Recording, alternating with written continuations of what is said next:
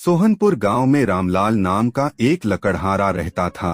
वो अपनी जीविका चलाने के लिए गांव के पास के ही जंगल से रोज लकड़ियां चुनता और उन्हें बेचकर कुछ पैसे कमा लेता था। इसी तरह उसका गुजारा चल रहा था। कुछ दिनों के बाद रामलाल की शादी हो गई। उसकी पत्नी बड़ी खर्चीली थी, इसलिए अब उतनी लकड़ियों को बेचकर घर चलाना मुश्किल हो गया था। ऊपर से रामलाल की पत्नी कभी नए कपड़े खरीदने के लिए तो कभी किसी दूसरी चीजों के लिए रामलाल से बार बार पैसे मांगती थी। अगर पैसे न मिले तो रूठ जाती।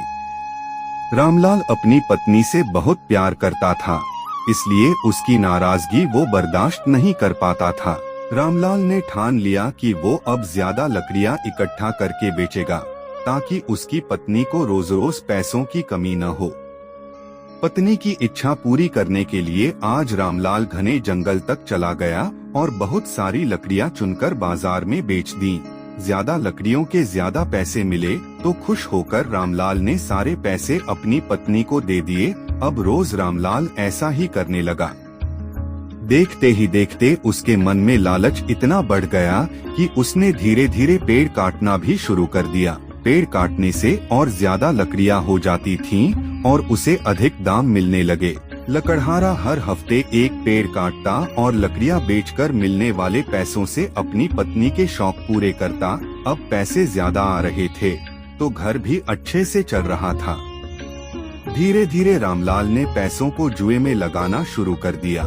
जुआ खेलने की लत ऐसी लगी कि रामलाल एक मोटी रकम इसमें हार गया। अब इस रकम को चुकाने के लिए रामलाल ने एक दो मोटे मोटे पेड़ काटने का फैसला लिया। जैसे ही रामलाल ने जंगल में जाकर अपनी कुल्हाड़ी को एक बड़े से पेड़ पर चलाने की कोशिश की तो उस पर पेड़ की टहनी ने हमला कर दिया। रामलाल चौंक गया, फिर उसे पेड़ की एक टहनी ने लपेट लिया। रामलाल कुछ समझ नहीं पाया कि यह सब क्या हो रहा है।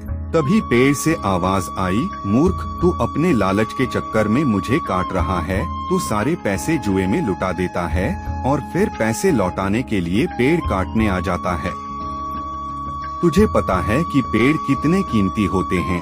हमारे अंदर भी जान बसती है और हम तुम इंसानों को जीने के लिए हवा, धूप में छाया और भूख को शांत करने के लिए फल देते हैं, लेकिन तू अपने स्वार्थ के लिए हमें ही काट रहा है। पेड़ ने कहा, आज तू रुक, यही कुल्हाड़ी मैं अब तेरे ऊपर चलाऊंगी। पेड़ की टहनी कुल्हाड़ी से रामलाल पर वार करने ही वाली थी कि वह गिड़गिड़ाने लगा। उसने माफी मांगते हुए कहा, मुझसे गलती हुई है, लेकिन मुझे सुधरने का एक मौका दो। अगर आप मुझे मार दोगे तो मेरी पत्नी का क्या होगा? वो अकेली पड़ जाएगी। आज से मैं किसी पेड़ को नहीं काटूंगा, यह प्रण लेता हूँ। यह सब सुनकर पेड़ को रामलाल के ऊपर दया आ गई। उसने रामलाल को छोड़ दिया। छूटते ही रामलाल भागकर अपने घर गया और पैसों के लालच में न आने का संकल्प ले लिया। कहानी से सीख, लालच में आकर पर्यावरण के साथ खिलवाड़ नहीं करना चाहिए। हमें ऑक्सीजन पेड़ से ही मिलती है, इन्हें काटकर हम खुद अपने जीवन में संकट को ला रहे हैं।